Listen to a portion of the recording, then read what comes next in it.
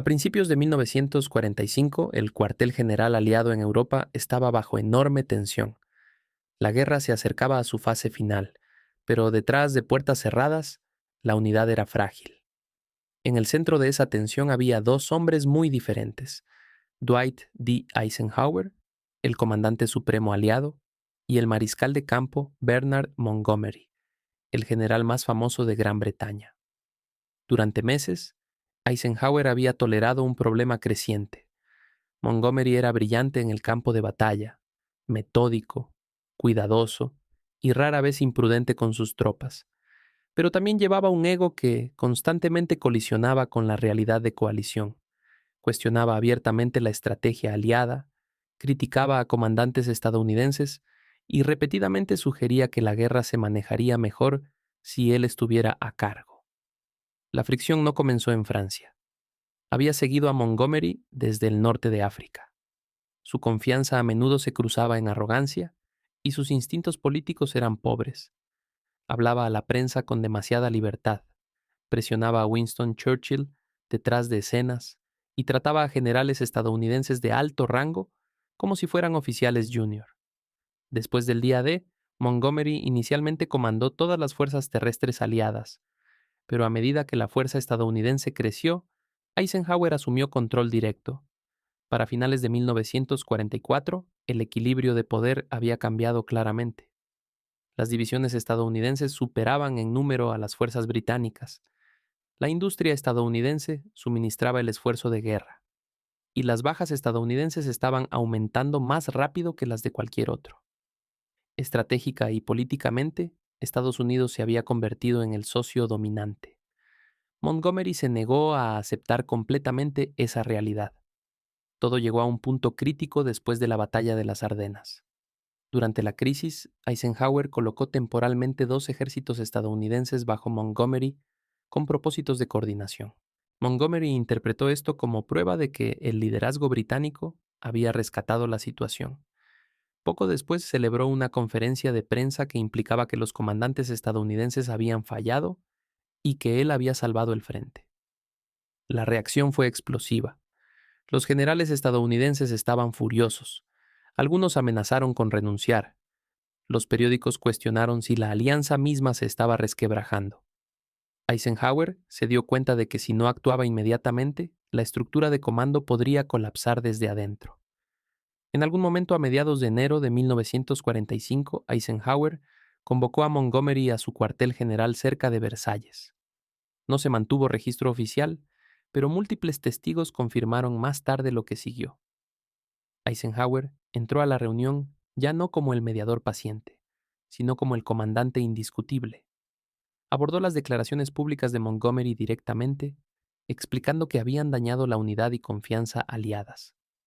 Dejó claro que las intenciones ya no importaban, solo las consecuencias. La confianza estadounidense en la asociación se estaba erosionando, y Eisenhower no permitiría que eso continuara. Montgomery intentó justificarse, pero Eisenhower lo interrumpió. Declaró claramente que no había confusión sobre la autoridad de comando. La campaña estaba bajo el control de Eisenhower, no de Montgomery. Y si Montgomery no podía aceptar eso sin reservas, Eisenhower estaba preparado para pedir su remoción. Entonces vino el ultimátum.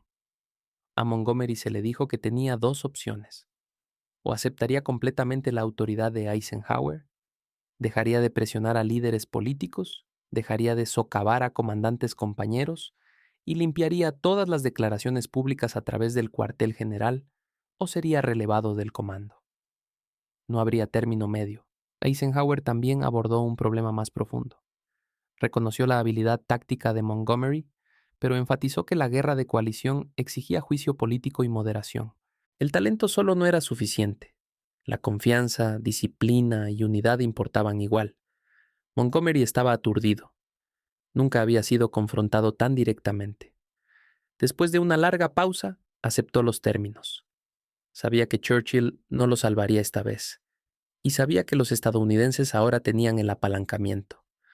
La reunión terminó rápidamente después. Eisenhower supuestamente admitió que debería haberse afirmado mucho antes. Los efectos fueron inmediatos y permanentes. Montgomery permaneció al mando de fuerzas británicas y canadienses, pero su influencia sobre operaciones estadounidenses terminó. Las decisiones estratégicas avanzaron sin él. Bradley y Patton tenían acceso directo a Eisenhower. Montgomery seguía órdenes como cualquier otro comandante subordinado. Churchill aceptó el resultado sin protesta. Entendió la realidad política y la necesidad del liderazgo estadounidense. La alianza se mantuvo no porque los egos estuvieran satisfechos, sino porque la autoridad finalmente estaba clara. Esta confrontación importó porque expuso una verdad dura sobre liderazgo. La diplomacia tiene límites. Cuando la paciencia permite disfunción, la autoridad debe ser aplicada. Eisenhower no ganó ese momento a través del carisma o popularidad.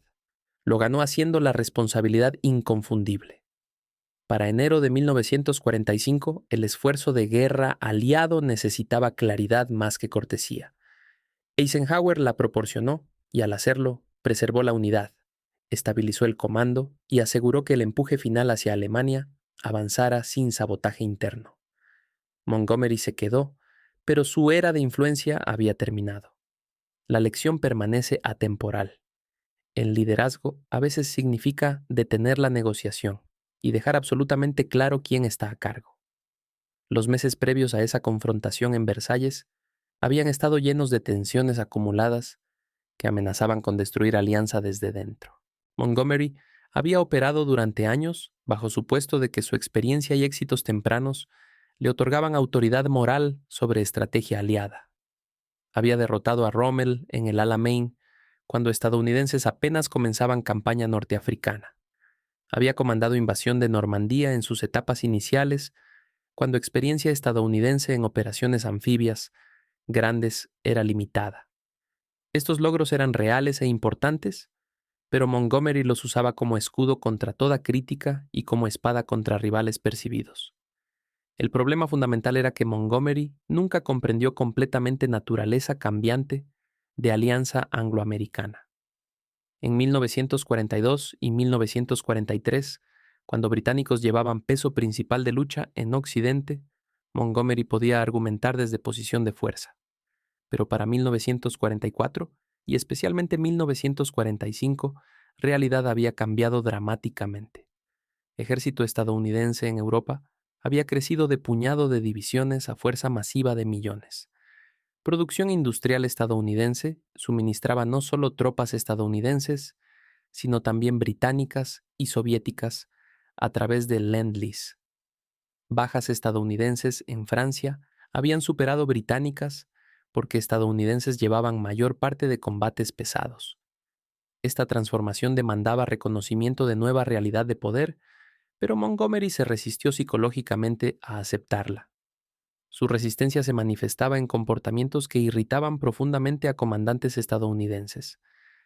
En reuniones de planificación, Montgomery frecuentemente adoptaba tono de maestro, explicando a estudiantes lentos.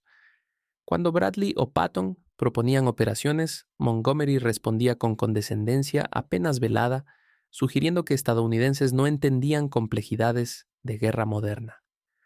Esta actitud era particularmente grosera, dado que fuerzas de Patton habían demostrado velocidad y agresión que propias fuerzas de Montgomery rara vez igualaban. Pero Montgomery parecía incapaz de reconocer logros estadounidenses sin calificarlos o minimizarlos. La conferencia de prensa después de Ardenas fue gota que derramó vaso, pero fue solo síntoma de patrón más grande. Montgomery había estado jugando peligroso juego político durante meses, presionando a Churchill para que abogara por estrategia de empuje único bajo comando de Montgomery en lugar de estrategia de frente amplio de Eisenhower. Montgomery argumentaba que concentrar todos los recursos bajo su comando permitiría ruptura decisiva hacia Berlín. Eisenhower prefería avances coordinados múltiples que maximizaban ventaja numérica aliada y minimizaban riesgo de contraataque catastrófico si un empuje único fallaba. Este desacuerdo estratégico era legítimo y razonable. Comandantes honestos podían diferir sobre mejor enfoque, pero Montgomery socavaba debate convirtiéndolo en cuestión personal y nacional. Implicaba que estrategia de Eisenhower era dictada por política no lógica militar. sugería a Churchill que británicos estaban siendo marginados por estadounidenses ingratos. Filtraba quejas a periodistas británicos que escribían historias sugiriendo fricción entre comandantes aliados. Todo esto minaba cohesión exactamente cuando Alianza necesitaba presentar frente unido ante enemigo, desesperado y peligroso. Los generales estadounidenses, especialmente Bradley y Patton, habían alcanzado punto de ruptura. Bradley, normalmente diplomático y calmado, había dicho privadamente a Eisenhower que no podía trabajar efectivamente con Montgomery. Patton, nunca diplomático, había expresado desprecio en términos más coloridos. Otros comandantes estadounidenses compartían frustración. Atmósfera en cuartel general se había vuelto tóxica, con oficiales británicos y estadounidenses cada vez más divididos en campos separados. Eisenhower estaba siendo presionado desde todos lados. Washington quería saber por qué general estadounidense comandante supremo permitía que británico desafiara su autoridad públicamente. Churchill estaba recibiendo presión de Montgomery y de políticos británicos que resentían percepción de dominación estadounidense. Prensa de ambos países amplificaba tensiones con historias sobre desacuerdos y rivalidades. En medio de todo esto, Eisenhower todavía tenía que planear y ejecutar campaña final contra Alemania que requería coordinación precisa entre fuerzas masivas. La situación era insostenible. Algo tenía que romperse. O Eisenhower afirmaba autoridad decisivamente, o estructura de comando colapsaría en luchas internas. La reunión en Versalles fue momento cuando Eisenhower finalmente dijo basta. Testigos describieron entrada de Eisenhower a sala como diferente de sus reuniones usuales con Montgomery. Normalmente Eisenhower comenzaba con cordialidad tratando de suavizar tensiones. Esta vez entró con expresión que no dejaba dudas sobre seriedad de situación. No hubo saludos amistosos, no hubo charla pequeña. Eisenhower fue directo al punto de manera que sorprendió incluso a observadores acostumbrados a tensiones entre dos hombres. Las palabras exactas de Eisenhower no fueron registradas oficialmente, pero múltiples fuentes reconstruyeron esencia de lo que dijo. Comenzó abordando conferencia de prensa de Montgomery después de Ardenas. Señaló que declaraciones de Montgomery habían sido interpretadas en Estados Unidos como reclamación de que británicos habían rescatado situación que estadounidenses habían arruinado. Esto era falso e injusto. Fuerzas estadounidenses habían absorbido impacto principal de ofensiva alemana. Soldados estadounidenses habían luchado con valentía extrema en Bastogne y docenas de otras ubicaciones. Tercer ejército de Patton había ejecutado maniobra compleja bajo condiciones invernales para golpear flanco alemán. Contribución británica, aunque útil, había sido relativamente menor. Sin embargo, declaraciones públicas de Montgomery habían creado impresión de que él había salvado día. Eisenhower dejó claro que esto dañaba Alianza de formas que Montgomery no parecía comprender o importarle. Confianza estadounidense en Asociación Británica se estaba erosionando. Generales estadounidenses cuestionaban si podían confiar en Montgomery para dar crédito justo o respetar autoridad de comando establecida. Congreso estadounidense estaba recibiendo cartas de familias preguntando por qué general británico estaba comandando tropas estadounidenses. Prensa estadounidense estaba empezando a cuestionar toda estructura de comando aliado. Si esto continuaba, Alianza podría fracturarse no por presión enemiga, sino por fricción interna. Cuando Montgomery intentó defenderse diciendo que no había tenido intención de ofender Eisenhower, lo interrumpió cortantemente. Intenciones ya no importaban, dijo Eisenhower. Solo consecuencias importaban. Montgomery había sido advertido antes sobre ser más cuidadoso con declaraciones públicas. Había prometido mejorar. Sin embargo, seguía creando problemas. Esto demostraba que o Montgomery no entendía seriedad de situación o decidía ignorarla. Ninguna explicación era aceptable. Entonces, Eisenhower cambió de crítica a autoridad. Declaró que no había ambigüedad sobre cadena de comando. Él, Eisenhower, era comandante supremo. Todas fuerzas aliadas, incluidas británicas, operaban bajo su autoridad. Montgomery comandaba 21º Grupo de Ejércitos como subordinado de Eisenhower, no como igual ni como rival. Decisiones estratégicas eran prerrogativa de Eisenhower. Montgomery podía ofrecer consejo, pero una vez que decisión se tomaba, era obligación de Montgomery ejecutarla sin queja pública o socavamiento privado. Si Montgomery no podía aceptar esta autoridad de comando, Eisenhower estaba preparado para recomendar su remoción. Esto no era amenaza vacía. Eisenhower tenía respaldo de Washington. Roosevelt y Marshall habían dejado claro que apoyarían decisiones de Eisenhower sobre personal incluso si eso significaba conflicto con británicos. Churchill, aunque quería apoyar a Montgomery, entendía realidades políticas. No podía arriesgar alianza angloamericana por ego de un general sin importar cuán famoso. Montgomery debió entender en ese momento que estaba completamente aislado. No tenía apalancamiento ni apoyo político que importara más que mantener unidad aliada. El ultimátum fue específico y no negociable. Montgomery debía aceptar completamente autoridad de Eisenhower sin reservas mentales. Debía detener toda comunicación con Churchill u otros líderes políticos británicos sobre estrategia o comando, excepto a través de canales oficiales. Debía detener toda crítica de comandantes estadounidenses, ya sea pública o privada. Todas declaraciones públicas futuras, incluyendo conferencias de prensa, debían ser aprobadas por cuartel general de Eisenhower antes de ser hechas.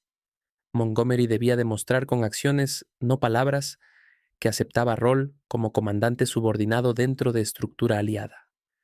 Si Montgomery violaba cualquiera de estos términos, Eisenhower pediría su remoción inmediata. No habría advertencias adicionales ni segundas oportunidades. Este era momento de decisión final. Eisenhower también abordó problema más profundo de actitud de Montgomery. Reconoció que Montgomery era comandante capaz con logros reales, pero enfatizó que guerra de coalición requería más que habilidad táctica. Requería juicio político. Requería capacidad de trabajar con aliados de culturas diferentes, con egos propios con sensibilidades nacionales. Requería entender que ganar guerra era más importante que recibir crédito personal. Requería humildad para reconocer que nadie, ni siquiera Montgomery, poseía monopolio sobre sabiduría estratégica. Talento sin estas cualidades era activo disminuido, posiblemente incluso pasivo, que causaba más problemas de los que resolvía. Montgomery había demostrado carecer de estas cualidades. Su comportamiento había creado fricción, dañado moral estadounidense y amenazado unidad aliada. Esto no podía continuar. O Montgomery cambiaba fundamentalmente su comportamiento o sería removido. No había tercera opción. La reacción de Montgomery, según múltiples testigos, fue aturdimiento completo. Estaba acostumbrado a Eisenhower, siendo conciliador tratando de mediar, suavizar diferencias, mantener paz. Nunca había visto a Eisenhower hablar con tal firmeza absoluta. Nunca había sido confrontado con ultimátum tan claro, donde consecuencias de desafío eran explícitas e inmediatas. Montgomery intentó responder varias veces, pero palabras parecían fallarle.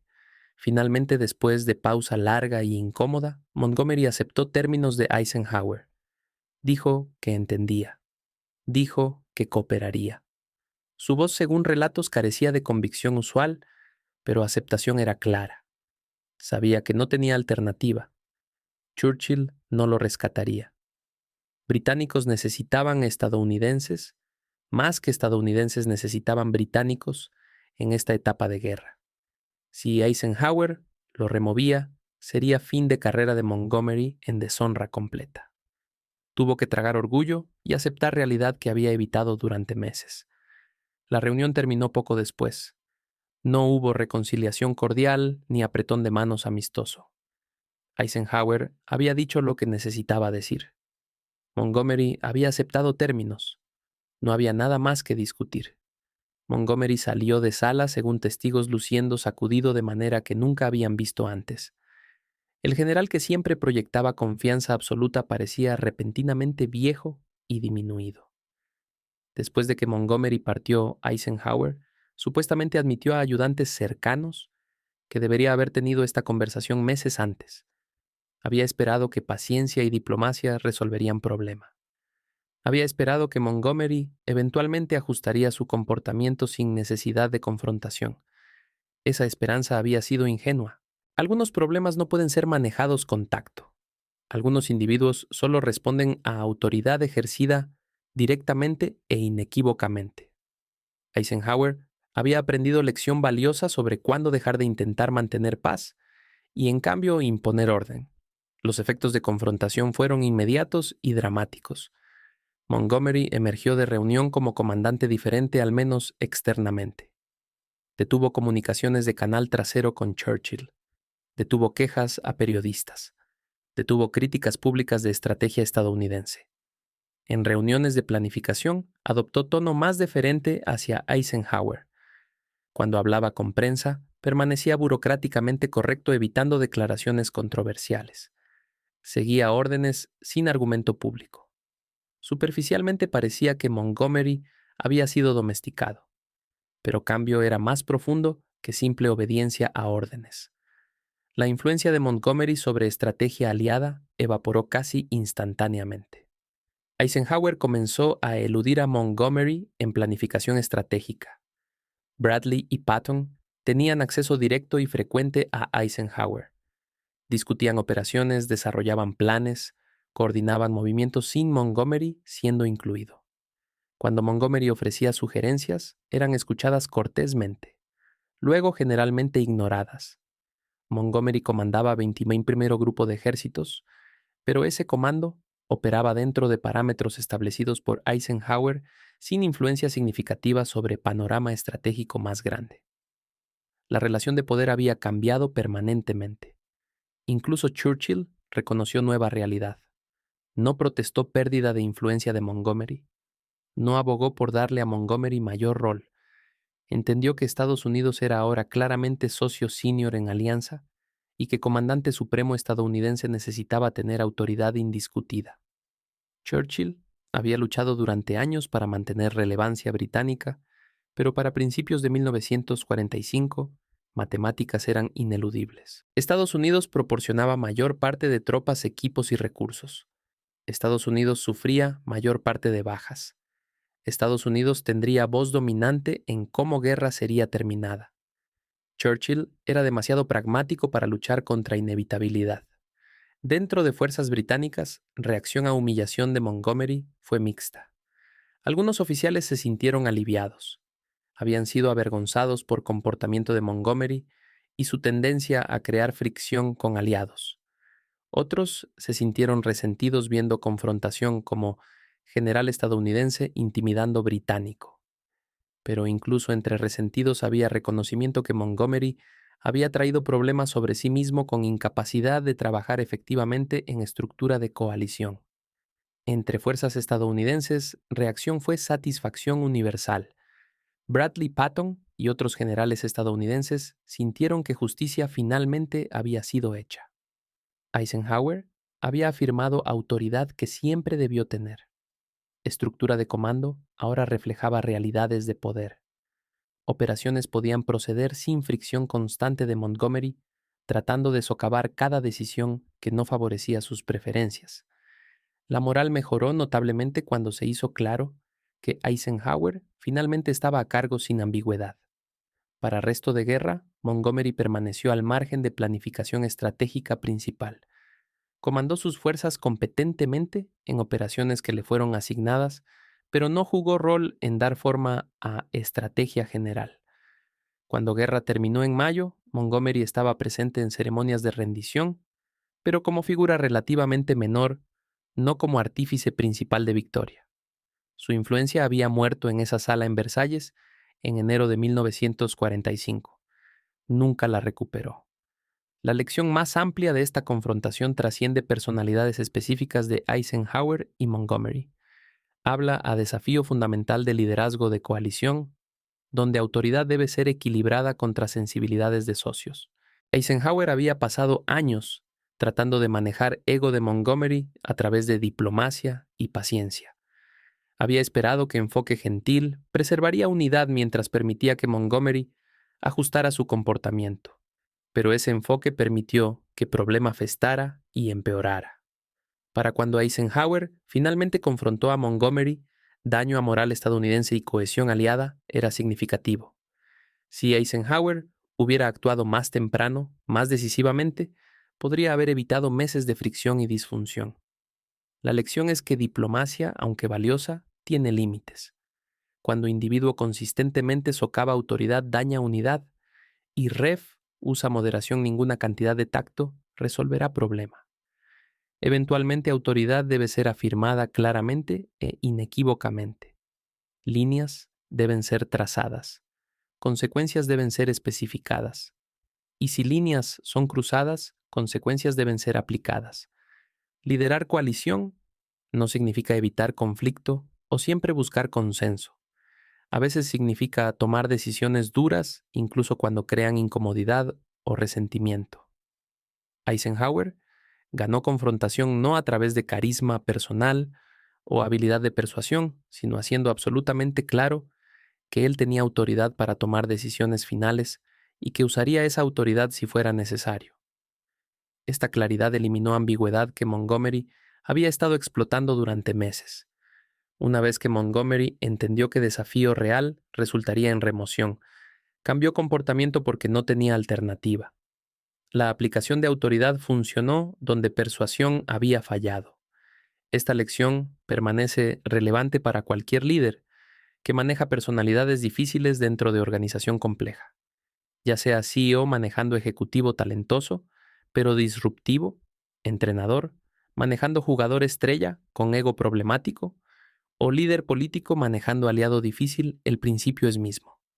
Paciencia y diplomacia son valiosas, pero no infinitamente.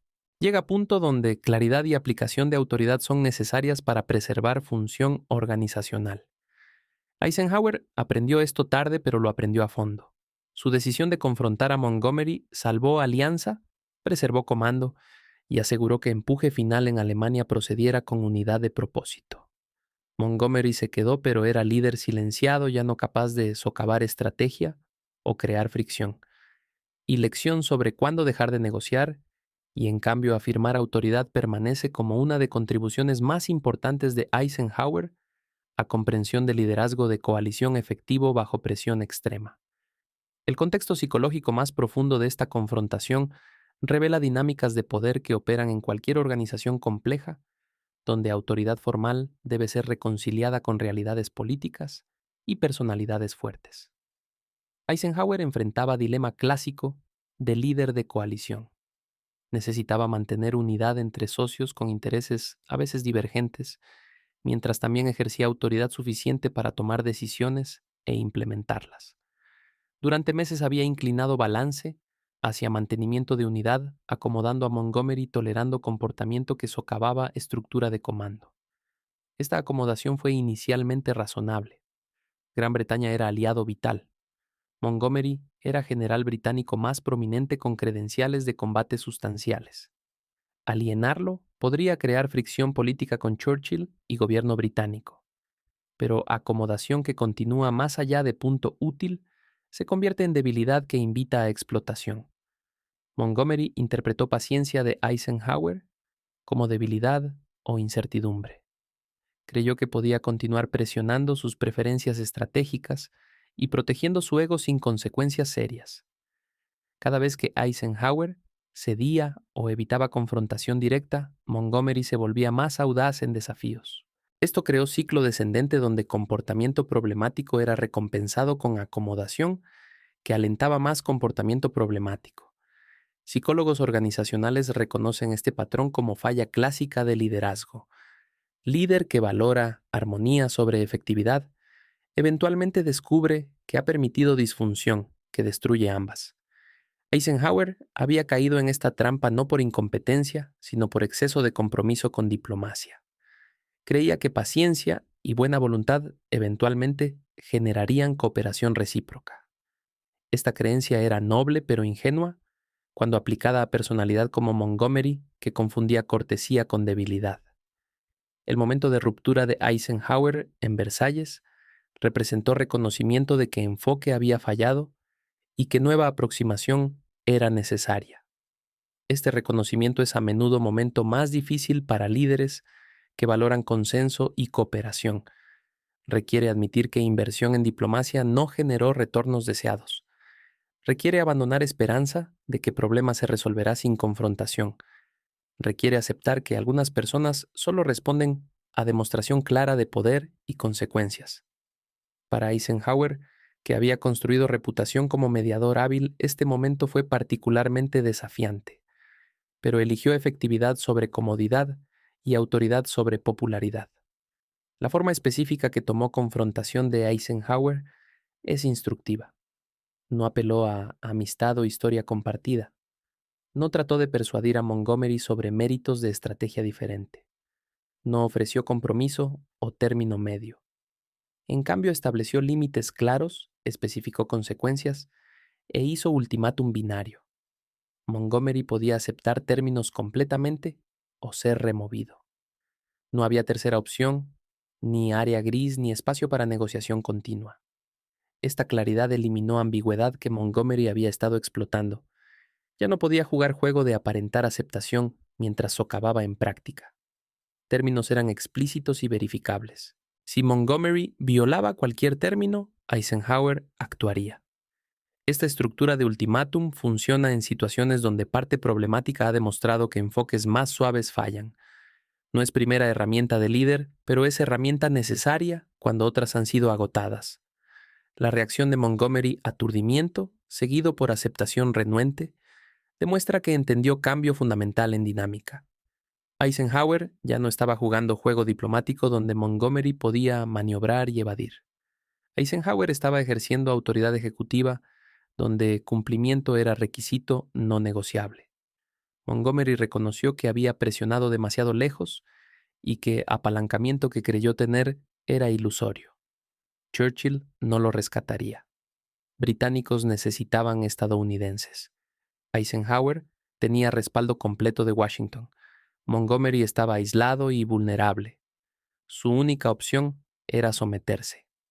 El impacto inmediato de confrontación en comportamiento de Montgomery demuestra que había entendido todo el tiempo dónde estaban límites, pero había elegido ignorarlos hasta que se le forzara a reconocerlos. Su transformación de desafiante a obediente no reflejó cambio de opinión sobre estrategia o conversión genuina a perspectiva de Eisenhower. Reflejó cálculo frío que continuar desafío resultaría en ruina profesional.